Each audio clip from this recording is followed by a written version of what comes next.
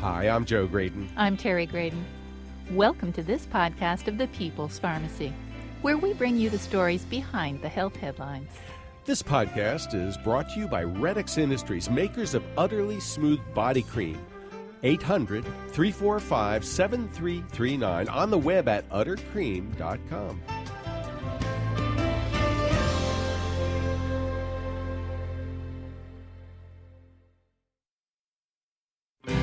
Humans evolved to keep their hormones in balance. Are everyday chemicals in our environment disrupting their equilibrium? This is the People's Pharmacy with Terry and Joe Graydon.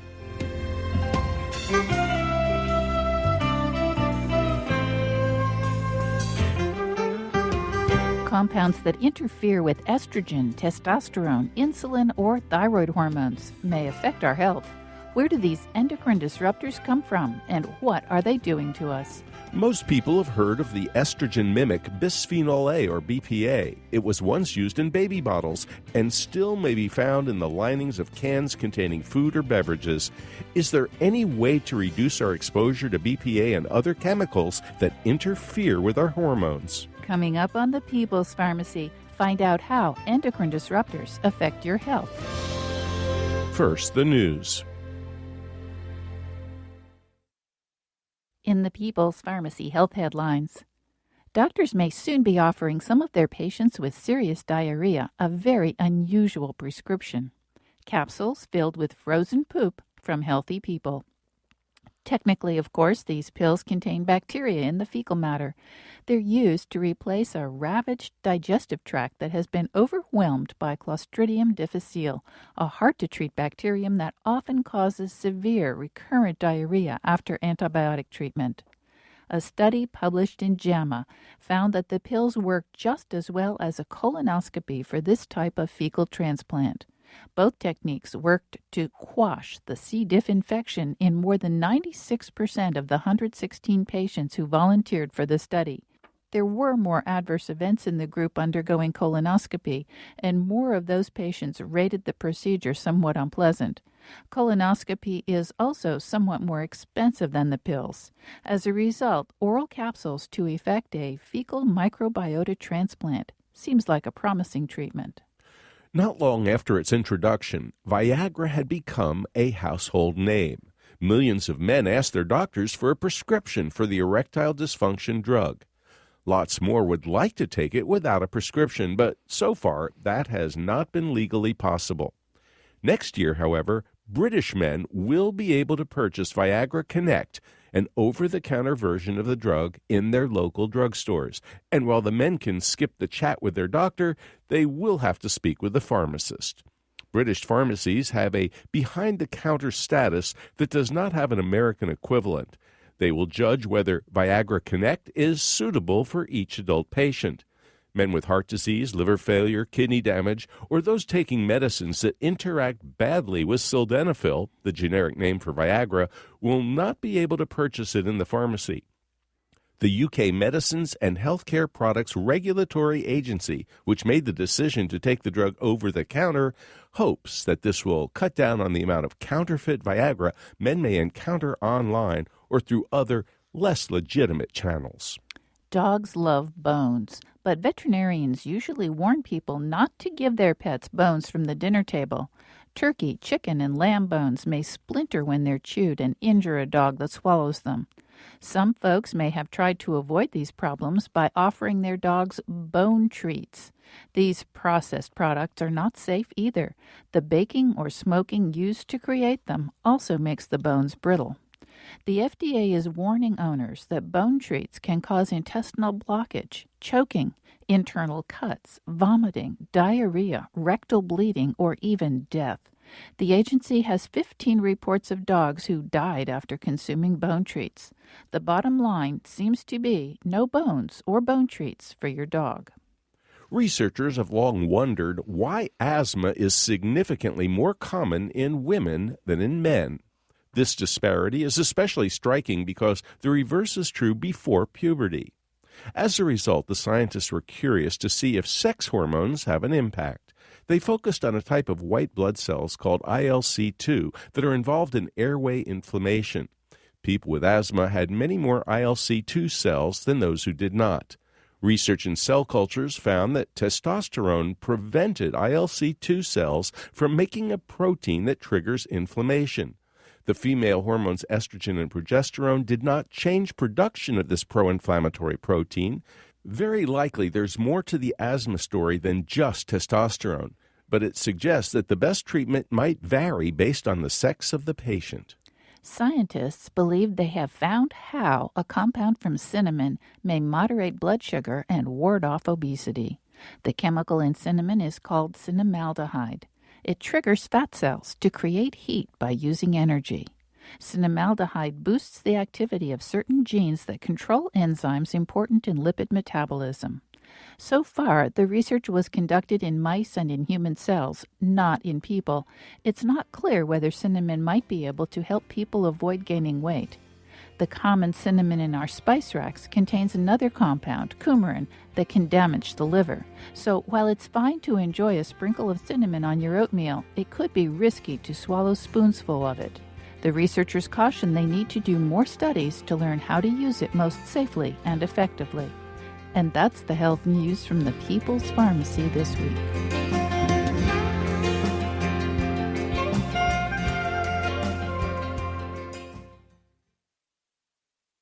Welcome to the People's Pharmacy. I'm Joe Graydon. And I'm Terry Graydon. You may imagine that your hormones function without interference from the outside world. In fact, however, both hard, clear plastic and soft, squishy plastic contain chemicals that can leach into food and water and affect how your own hormones work. That's not all. Plastic wrap, building materials, detergents, adhesives, pesticides, even cosmetics all contain compounds that might potentially throw a monkey wrench into the gears of our own hormonal systems. To better understand these agents, known as endocrine disruptors, we turn to our guest, Dr. Andrea Gore. She's professor of pharmacology and holds the Vacek Chair of Pharmacology at the University of Texas at Austin. Dr. Gore is editor-in-chief of the journal Endocrinology. Welcome to the People's Pharmacy, Dr. Andrea Gore. Thank you for inviting me. Dr. Gore, you have been researching endocrine disruptors for quite a long time. You actually are editor-in-chief of a journal called Endocrinology, which means basically hormones. So can you explain for us, please, what are endocrine disruptors and why are you so interested in them? Endocrine disruptors are chemicals that in any way can perturb the body's hormones and endocrine systems. The reason that I'm so interested in them and concerned about them as an endocrinologist is because you need to have the right amount of hormones, and there are so many different hormones, there are dozens and dozens of them. They need to be at the right levels, and they also need to coordinate with your life stage, with development, with reproduction, with nutritional status. And if they're not properly coordinated, you can develop short-term diseases or over the long term, chronic diseases. So my concern about endocrine disruptors is that they're disturbing these natural body processes that keep us healthy, and they make us much more likely to become unhealthy. When we talk about hormones, there are so many. I mean, there's estrogen and testosterone that everybody have kind of heard about, but there are also other hormones like thyroid hormone, parathyroid hormone. What are some of the hormones that can be affected by chemicals in our environment? Right. So the field of endocrine disruption really began focusing on reproduction. And that goes back to another book by Rachel Carson called Silent Spring, which called the attention to the fact that birds and insects and animals in the wild were experiencing devastating consequences and in some cases were entirely unable to reproduce. And it was determined later that that was due to exposures to chemical pesticides, for example, one called DDT that was very widely used to kill pests.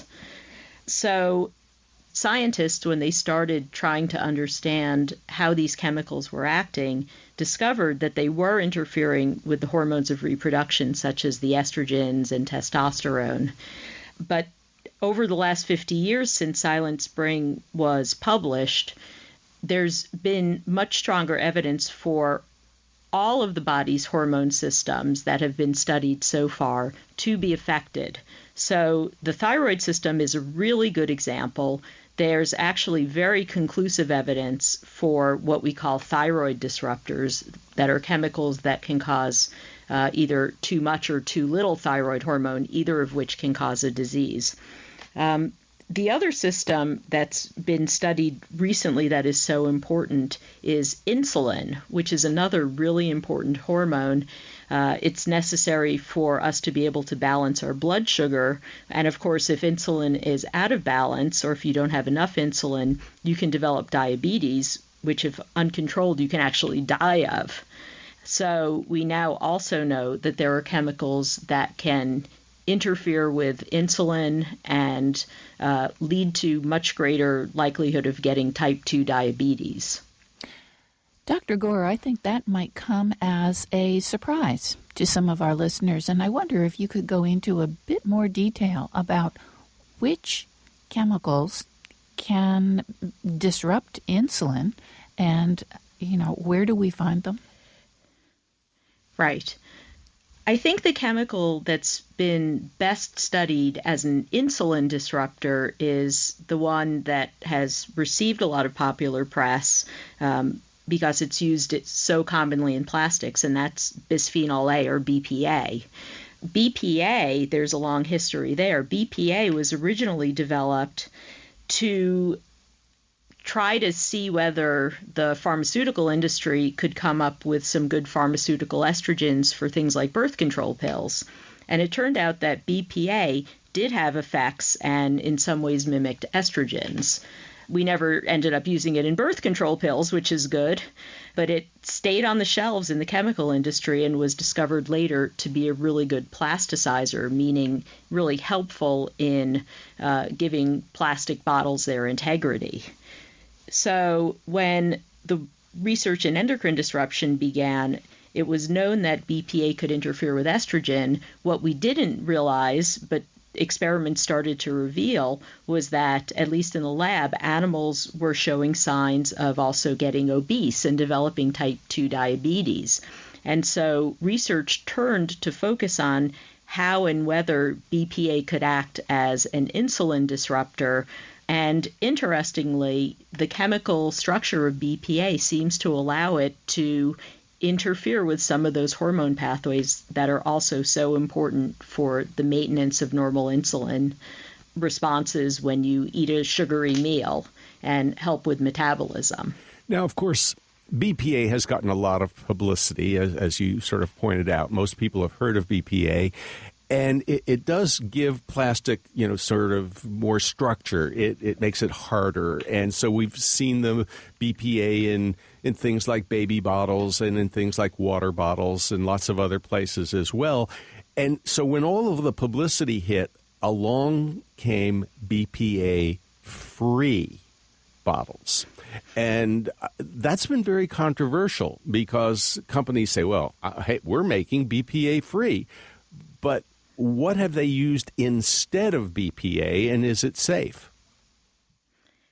Right. So from the scientific perspective, there's no controversy.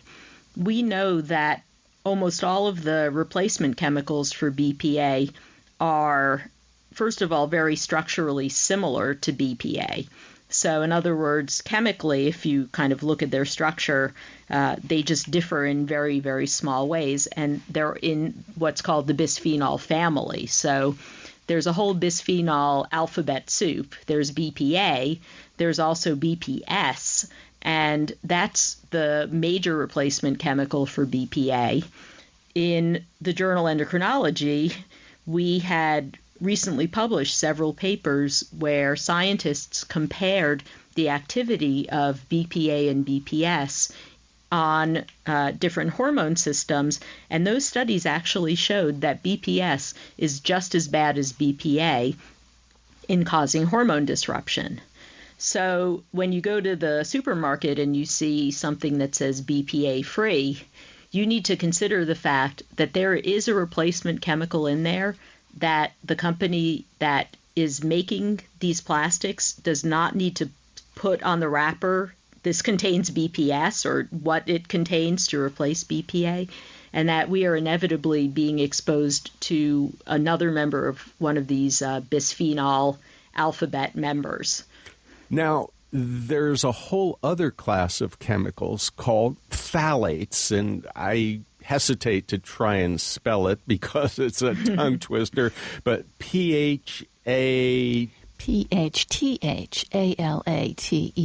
Thank you, Terry. It's good for a spelling bee. These make plastics, well, these are softer plastics, so quite commonly you will find them in those soft plastic bottles.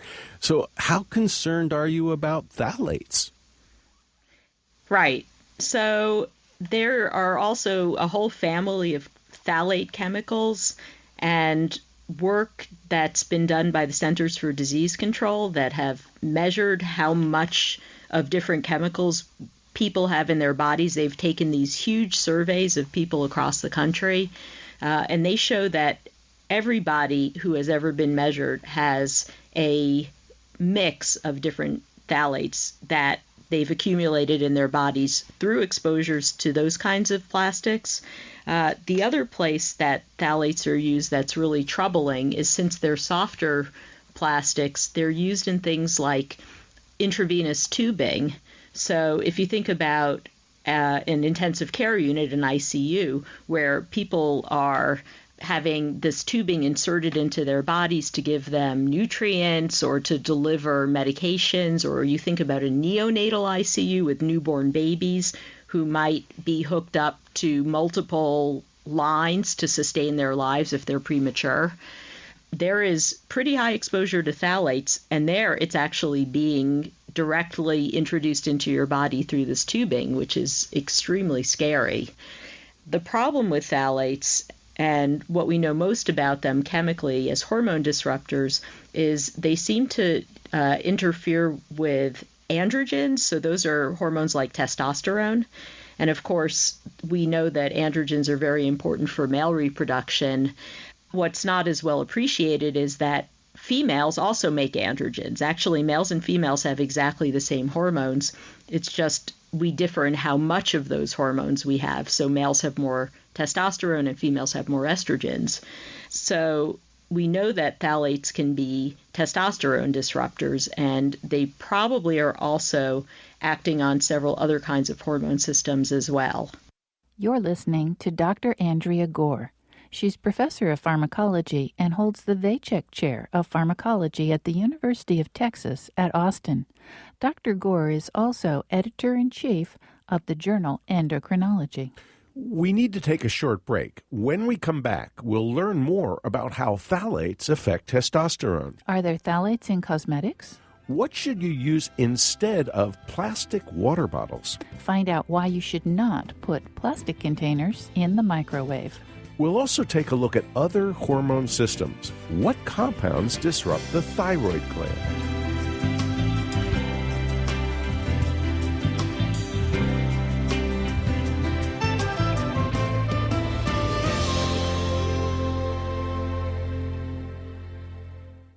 You're listening to The People's Pharmacy with Joe and Terry Graydon.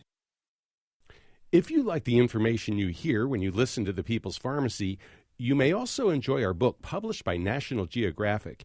It's The People's Pharmacy Quick and Handy Home Remedies, available online at peoplespharmacy.com or at your favorite bookstore.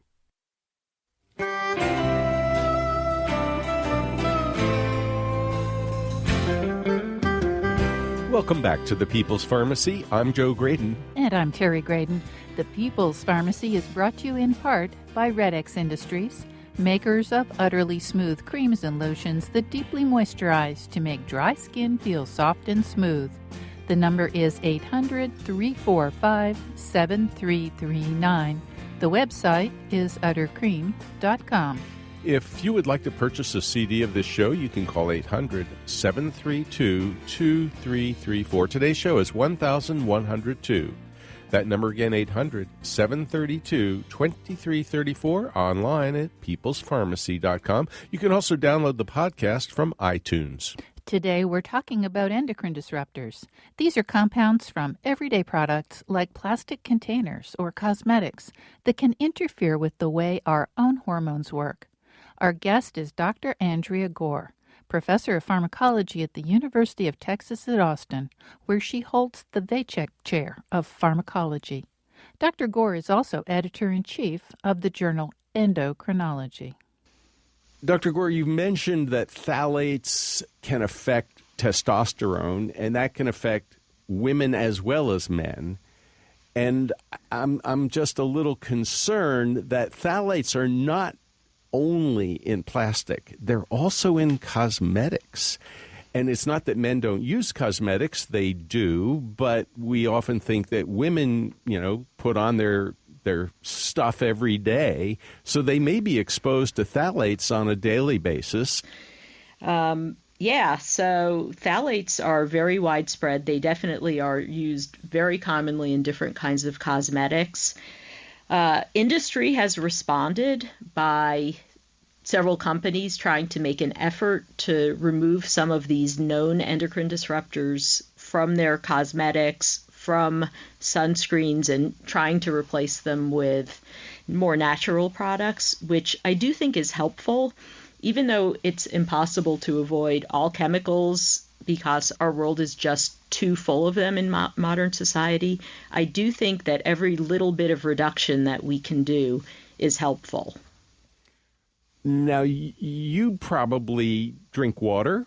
What do you use? A plastic bottle, or do you use a thermos? What do you recommend to friends and family, and what do you use personally? Right. So my container of choice is a solid metal thermos that also has a metal lid. It actually does not even have a rubber gasket. So I carry that around with me and refill it at the water fountain or refill it at the tap, because tap water is very healthy. I think it's, for some reason, people think that bottled water that you buy in the supermarket is somehow healthier, but that just isn't true. And I recommend using metal. Use glass if you're not worried about breaking it. And use something that you can use over and over again so that you're not constantly throwing away plastic into the dumps or even into the recyclables. Not 100% of all plastics get recycled. Now, presumably, this holds even more strongly for anything that you're planning to put into the microwave. You can't put metal in a microwave, but we have been telling people for quite some time not to put plastic in a microwave. Right. I agree with that. So what I do is put my food into a ceramic plate or a ceramic container. And of course, you want to make sure that there's no lead in the ceramic. But you can, again, use that ceramic over and over again. So it's very sustainable. You can wash it. And I transfer things out of those plastic containers and use the ceramics instead. Glass is also good. And, I just don't recommend putting some kind of plastic wrap on top of something before microwaving. We also get paper plates that are sort of the natural paper products that haven't been treated with a bunch of chemicals. And you can put something in a plate and then cover it with another plate, and that works really well also. Now, let me ask you also about soup. Some years ago, we spoke with a scientist in somewhere in the Boston area who had studied, I'm thinking it might have been children, but I'm not sure, people who had been fed soup from a can for a week and then and measured the bisphenol A, actually, I think was the compound specifically of interest, was measured in their urine, and then after another week in which they ate homemade soup, their bisphenol A was measured again, and it had dropped quite a lot. So do we need to be worried about food in cans? And I'd also wonder about beer in cans. Right. So I'm not the food guru, but I am familiar with some of the studies you're talking about. And there have been a number of studies that have looked at lifestyle changes to try to minimize exposure. The issue with canned goods is that the cans themselves, typically the aluminum, that's not the problem. The problem is the liners in the cans, because those contain usually some sort of plastic or plasticizer. So the recommendation, and again, you have to live your life. You can't always make your own soup. But the recommendation is homemade food, unprocessed foods that haven't been stored in, especially in hot places, food in containers. Anytime you come into contact with what we call food contact materials, you're increasing the risk of having chemicals getting introduced into your diet. So if you can make your own soup, if you can eat fresh fruits and vegetables instead of processed, you're already taking a step in the right direction.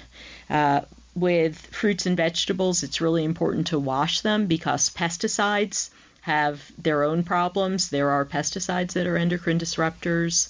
You don't really know, even if food was grown in an area that didn't use any kinds of pesticides, if the farm next door used some pesticides, some of that may have blown onto your fruit or vegetables. So just washing them under the tap can reduce, I heard, more than 99% of any kinds of chemical exposures. So the more you can do homemade and do natural and fresh, the better. Dr. Gore, you mentioned earlier in our interview that it's not just testosterone and estrogen that are affected by endocrine disruptors, but you mentioned insulin, and you also mentioned thyroid. And, this really fascinates me because we have discussed with a number of endocrinologists why there is such an epidemic of hypothyroidism in America. At last count, I think levothyroxine, thyroid supplement, is the number one drug prescribed in America today. Something like 120 million prescriptions are dispensed annually. And if you figure 30 pills and now sometimes 90 pills per prescription, I mean, this is an astronomical number of pills. And I'm wondering if anybody has any idea why there is so much hypothyroidism in America. And there's also quite a lot of hyperthyroidism and something called Hashimoto's thyroiditis, which is an autoimmune condition, as I understand it, that often precedes hypothyroidism. So can you help us understand the relationship between endocrine disruptors and thyroid dysfunction? Right. So thyroid disease is definitely one of the most common chronic diseases in this country. And I believe your statistics are probably pretty accurate. I think something like 5% of Americans have some sort of thyroid disease, which is, when you think that there are something like 300 or 350 million Americans, that's a lot of people with thyroid disease. Thyroid hormone is an interesting one for the body. First of all, the thyroid system is one of the best examples of how you have to have just the right amount of hormone for your body to function normally. If you have too much or if you have too little, you're going to get sick, especially over the long term. The other point that's really important about the thyroid system is that you have to have normal thyroid hormones during development, or your body and your brain, the nervous system, does not develop properly, and you can actually have severe mental retardation if thyroid hormone is not in that healthy range. So making the connection to endocrine disruptors, again, the evidence in humans is that people with higher levels of certain types of chemicals, and these chemicals can sometimes mimic, are chemically structurally very similar to natural thyroid hormone, there's a link between higher levels of those chemicals in the body and thyroid disease. Now, this really actually is true for most of what we know about endocrine disruptors in humans. Making that cause and effect relationship between exposure or the amounts in our body and the development of the disease, it's hard to make that one-to-one connection because, first of all, we're very concerned about exposures during development when the body's hormone systems are so sensitive to natural hormones and are changing rapidly. We think exposures to chemicals during those stages of life are particularly problematic because they actually sort of change the trajectory of your body in its propensity to develop a disease or not to develop a disease.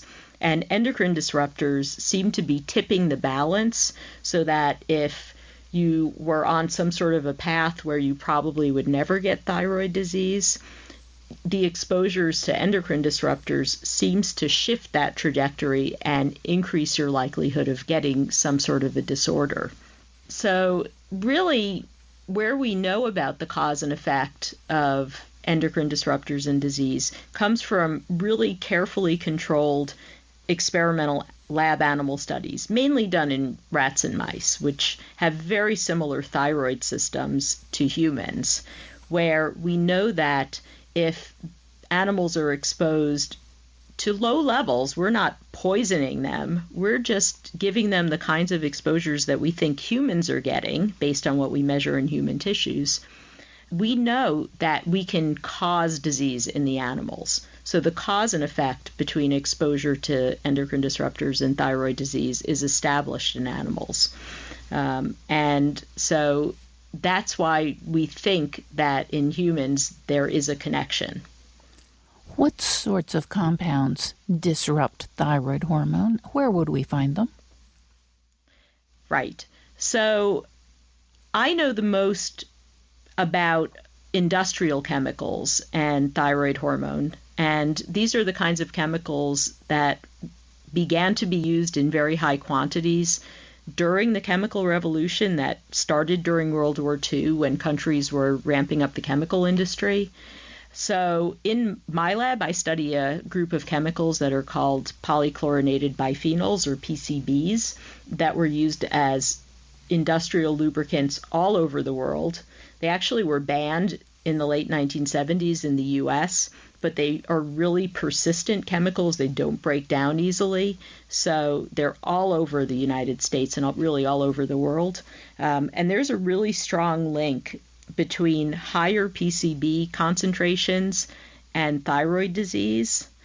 Other industrial chemicals, things like brominated flame retardants that are used in mattresses and sofas and materials and fireproof children's pajamas, not used so much now, but are certainly still out there in the environment. Those are known thyroid disruptors. And even bisphenol A has been shown to be a thyroid disruptor.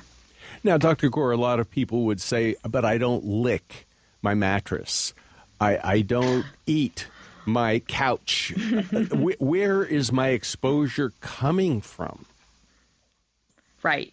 So you're still sitting on your couch and your baby is still lying on that mattress and may come into direct contact with it. And there is some transfer through the skin. There also is contact through respiration, because these chemicals, when you buy a new mattress or couch and you smell that chemically smell when you first get it, and of course it says in the directions, don't worry about the smell, it's totally harmless. We know that chemicals get liberated as the mattress or couch equilibrate to your environment, and you actually can breathe it in. Well, I was thinking about a couch that we have that's probably 20 plus years old. It's very comfortable, but obviously those cushions are starting to break down. And I wonder if the particles, the dust actually, gets into the air and whether we're breathing it. Right. So I guess I don't know about the rate of decomposition of your particular sofa. Hopefully one good thing about 20 years worth of time is hopefully a lot of those liberated chemicals are long gone and outside of your home environment. But the indoor environment definitely can be a source of chemical exposure. Carpets and rugs tend to accumulate particles because even when particles get liberated, and that happens more at higher temperatures, when things cool down, those particles also settle. And of course, they settle on the floor and they get into the rugs. And even if you're vacuuming the rugs, you may not be getting every molecule of brominated flame retardant sucked up into your vacuum cleaner. So actually, I worked with some specialists in community medicine when I used to live in New York City who would visit people's apartments, measure what kind of chemical exposures they had, and make recommendations about how they can minimize those exposures. And one of the recommendations was to get rid of rugs. You're listening to Dr. Andrea Gore. She's professor of pharmacology at the University of Texas at Austin and holds the Vacek Chair of Pharmacology there. Dr. Gore is also editor-in-chief of the journal Endocrinology. Terry, I was fascinated to hear Dr. Gore say that if you wash your fruits and vegetables, you can get rid of a lot of the pesticides. There was a study, I think it was not that long ago, that suggested how you wash your fruits and vegetables can make a big difference. What did they use? They used about a teaspoon of baking soda in roughly a quart or so of water. And it was apples, and you just let the apples sit in that solution for about 10 or 15 minutes, and then you rinse it off. So something that everybody has in their kitchen. Baking soda. It's inexpensive. It's surprisingly effective. It got rid of most all of the pesticide that they were looking for. That's fabulous. And Joe, eating fresh fruits and vegetables rather than canned food is also very beneficial. Yeah, and you never really know what that can is coated with. So whether it's BPA or some other plastic, it can pose a problem. Well, there are things you can do. And like you say, fresh is always best. That's right. Especially if you wash with a little baking soda. Uh-huh. Well, we need to take a short break, but when we come back, we're going to learn how some of these chemicals can affect the development of the nervous system. What is the chemical industry's perspective? We'll find out how consumers can make smart choices about the products they use. Could endocrine disruptors affect more than one generation? And how can we navigate the wide variety of chemical exposures in our environment?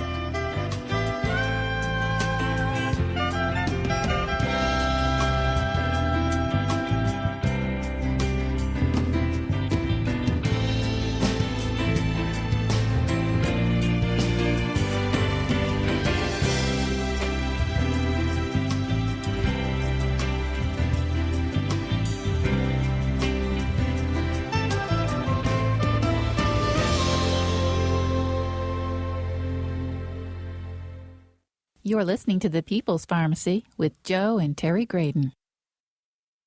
If you value the health information you get when you listen to The People's Pharmacy, consider subscribing to our email newsletter. You'll get the latest health news and information on upcoming podcasts delivered to your inbox twice a week. Look for the link at peoplespharmacy.com.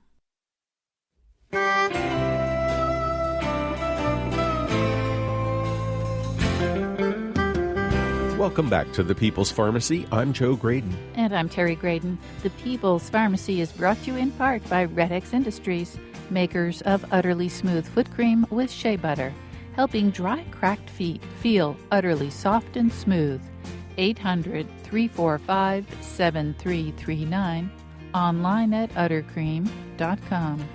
To purchase a CD of today's show or any People's Pharmacy broadcast, you can call 800-732-2334. Today's show is 1102. That number again, 800-732-2334. You can also download the free podcast from iTunes or from our web store. We invite you to consider writing a review. Today on The People's Pharmacy, our topic is endocrine disruptors. These are compounds that can mimic our own hormones and may interfere with their proper functioning.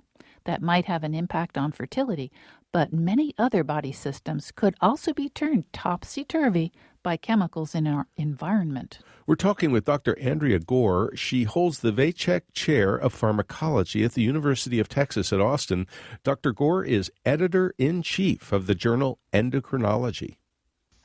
Dr. Gore, as I understand it, your expertise is in how chemicals can affect the development of the nervous system of the embryo. Can you tell us a bit more, please, about endocrine disruptors and neurodevelopment? Yes. It may not seem obvious that there's a link between the body's hormones and the brain, but in fact, the brain and the endocrine system, the nervous system and the endocrine system, are two of the three ways that our body communicates with the environment. The third is the immune system.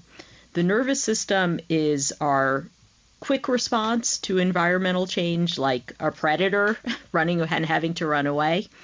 And the endocrine system partners with the brain and helps us sustain that response and also recover if we are having to run away. We now have to have our heart return to normal, our metabolism return to normal, etc.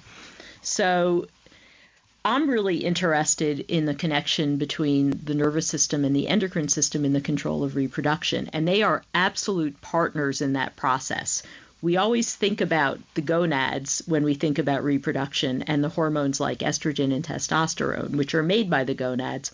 But I think what's not as well understood is that it's the brain that drives the gonads to make those hormones. And in fact, if your brain makes hormones, if your brain hormones are not functioning normally, you will never make those gonadal hormones. You will never go through puberty. You can't reproduce. So in my lab, I try to understand how those two systems communicate with each other, how you have this absolutely exquisite balance between brain hormones and gonadal hormones in the control of reproduction. So in terms of endocrine disruptors, what we study is how perturbations to the gonadal hormone systems, endocrine or estrogen and androgen disruptors, how those affect this brain endocrine system communication. What we've discovered is that as the brain develops, if you disturb that natural hormone balance, you actually can change the formation of brain cells, nerve cells, how neurons connect up, how they make synapses, how your brain ends up functioning in adulthood. All of that is contingent upon normal hormone levels and disturbed by endocrine disruptors. Dr. Gore, if we had a representative of the chemical industry sitting in on this conversation, we would probably hear that exposure to such chemicals as BPA or BPS or phthalates or brominated flame retardants is so low, so tiny, that it couldn't possibly have any kind of physiological effect on babies, let alone adults. What would you say to someone who says it's just not something to worry about? Right. So I would clearly, respectfully disagree with that person, because we know that the amount of hormone that is necessary or adequate to be able to cause some sort of change in the body is as low as the kinds of exposures that we have to endocrine disruptors. And let me give you one example, and I'll refer to the neurodevelopment research as the example. We know that sex differences in the balance between estrogen and testosterone changes how the fetal brain develops and ultimately determines how brains work in adulthood. And brains are different between males and females, and some of that is because of these early life developmental differences in hormones. There are periods in development when our body is not exposed to some hormones at all. And yet we're still sensitive to those hormones if they're added in. So what I would tell somebody at the chemical industry who poo-poos the importance of low-dose exposures is that if you are exposed to a hormone disruptor at a time that you would normally not be exposed to the natural hormone, that disruptor can activate or act upon that pathway and actually fool the body into thinking it's being exposed to a natural hormone and start some sort of developmental change that may be irreversible. So research on endocrine disruptors has repeatedly shown the relevance of extremely low-level exposures, including at the levels that we typically measure in infants and in adults. We have heard that we're sort of entering a period of deregulation. How do you respond to that kind of approach, especially when it comes to children's exposure to these kinds of chemicals such as endocrine disruptors? Right. Well, I think that this is one of the best examples of when government regulation is absolutely critical. And so I am hopeful that in this day and age that this is going to be just a short and temporary blip in making sure that people are not being exposed to toxic chemicals. I think the NIH has continued work as usual in funding research on endocrine disruptors and in conducting research in endocrine disruptors. But they're not the regulatory body. I think the EPA has been harder hit as far as getting pressure from the government to pull back on regulation. And I truly hope that there will be enough pushback from scientists, from the responsible media, and from the public to demand that we are continuing to have safe water, safe air, and to regulate chemicals that can potentially be toxic or cause permanent effects to our society. In the meantime, of course, consumers have to make choices. And so many of the products that we buy are convenient. They're in plastic, or the products that we put on our skin, we don't even have a clue what's in them. So what should we do if, for example, the regulatory agencies are kind of hamstrung for the next several years in terms of our own personal decisions and what kinds of things that we buy for our kids when it comes to food or when it comes to products that we might use in the bathroom? Right.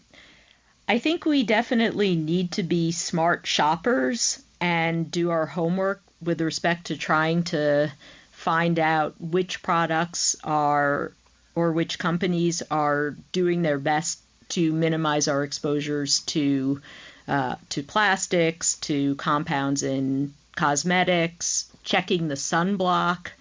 I've been recommended for sunblock trying to look for products that are more zinc-based because zinc applied to the skin, as far as we know, is not toxic. Avoiding processed foods as much as possible, trying to be as sustainable as possible in our behavior. If you can afford it, to eat organic when you can, and of course, not microwaving in plastics or not heating in plastics. I don't think that consumer behavior is probably going to have to change that much from what scientists and physicians have been recommending to people already. Even now, even under the previous administration, we really didn't know what chemicals were going into our water bottles. And so we're going to continue not to know that. And if we can just avoid the water bottles, I think that would be a step forward. Dr. Gore, so far we've been concentrating on the individual person or animal's exposure to a compound and the effects on that individual. But do endocrine disruptors have transgenerational effects? Yes. So There is evidence that the effects of the endocrine disruptors can be passed from generation to generation. We've actually done some research in our own labs, myself, David Cruz with Mike Skinner at Washington State, showing that exposures of one generation to a chemical, and in this case it was a chemical used in the grape industry to protect against fungus called vinclozolin, that exposures of pregnant female rats led to certain diseases, especially reproductive disease, in their offspring. But surprisingly, if those animals would eventually become infertile, but if they were bred before they became infertile, we discovered that Skinner's lab discovered that their children and their great-grandchildren, up to their great-grandchildren, also showed reproductive disorders. And in my lab, we looked at the behavior of the animals, and we showed that 3 generations removed from the exposure, we had behavioral deficits in those animals. What kind of behavioral deficits? Right. So the work that we've been doing so far has shown that their reproductive behavior and their social behavior, their interactions with one another, because rats, like people, are very, very social, we found that those behaviors were disrupted. We also saw that there were changes in behaviors that showed evidence for increased anxiety and increased stress. Wow. You know, I have to tell you, Dr. Gore, that what you're suggesting is so scary that it almost boggles the mind to know that chemical exposures, in this case a fungicide used in the wine industry, but I am guessing, chemicals like diethylstilbestrol, DES, that were used, 50 years ago, can affect not just the children, but the grandchildren and the great-grandchildren. That we have been exposed to not dozens, not hundreds, but thousands of chemicals. And most of the work that you and your colleagues do are like one chemical at a time. You don't even look at mixtures, and that's what we're exposed to, a chemical soup. So it's a little overwhelming, I have to tell you. Right. I was going to use the word overwhelming myself because sometimes I feel overwhelmed. But I think we also need to step back for a moment because it is so alarming to think of so many chemicals. And yes, the mixtures and all the different endocrine systems that are affected, to realize that most of us still can reproduce. Most of us are surviving. We may have a greater propensity now for certain diseases like thyroid or diabetes, but not everybody is going to get it. There are lifestyle changes that we can make to try to reverse or mitigate some of those exposure effects or even inherited exposure effects, to try to make some course corrections. If you have a healthier lifestyle, you actually can shift that trajectory where you're potentially heading towards a disease because of exposures to chemicals, and actually move the needle a bit back to a healthier trajectory by exercise and by a healthy diet and trying to minimize chemical exposure, which can be very effective at lowering your personal chemical body burden. So I don't think it's quite time to say the sky is falling. I think that it's time to say we need to do something, both personally as well as a society, to contact our lawmakers and congressmen and other people and just keep the pressure on there. Consumers need to keep the pressure on the manufacturers. That was something that got bisphenol A into the public eye, was consumers saying, we don't want our baby bottles to have BPA. And now consumers need to say, we want to know what's in our baby bottles that replaced BPA so we can try to minimize exposures of our most vulnerable infants and children. Dr. Andrea Gore, thank you so much for talking with us about this important topic on the People's Pharmacy today. Thank you for having me. You've been listening to Dr. Andrea Gore.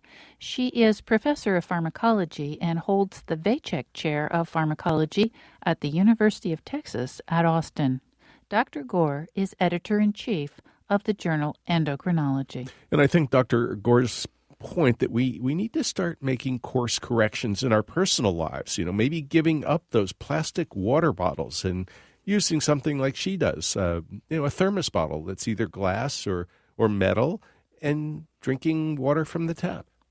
Yeah, those are all good ideas. And of course, putting pressure on the manufacturers to change what they're using. Now, we can reduce the amount of processed foods we eat. We can shop organic. We can wash our fruits and vegetables. And Terry, there's a place where people can go to learn about chemicals, not just in sunblock and in cosmetics, but throughout our environment. And what's it called? EWG? What does it stand for? It stands for Environmental Working Group, and they're online at ewg.org, I believe. There is a link to it from our website. Well, that's all the time we have. Thank you so much for listening to the People's Pharmacy today. Lynn Siegel produced today's show. Al Wodarski is the engineer. Dave Graydon edits our interviews. The People's Pharmacy is produced at the studios of North Carolina Public Radio, WUNC. The People's Pharmacy theme music is by B.J. Liederman. The People's Pharmacy is made possible in part by Red X Industries, makers of Utterly Smooth Extra Care 20 Cream with 20% urea for extra skin protection. The number is 800-345-7339. The website is uttercream.com. To buy a CD of today's show or any other People's Pharmacy broadcast, you can call 800-732-2334. Today's show, 1102. That number again, 800-732-2334, or you can find it on the web at peoplespharmacy.com. When you visit that site, you can share your thoughts on today's show. Are you concerned about endocrine disruptors? If so, how have you changed your routines? Yeah. Or what do you anticipate doing in the future? Absolutely. We'd love to hear from you. Do you still buy plastic water bottles? If so, does it concern you? When you visit the website, you can also sign up for our free online newsletter or the free podcast of the show. You can listen at your own convenience, or you can share it with a friend. We'd certainly appreciate you rating our podcast at iTunes, Google Play, or wherever you subscribe. In Durham, North Carolina, I'm Joe Graydon. And I'm Terry Graydon. Thank you so much for listening, and please do make sure to join us again next week.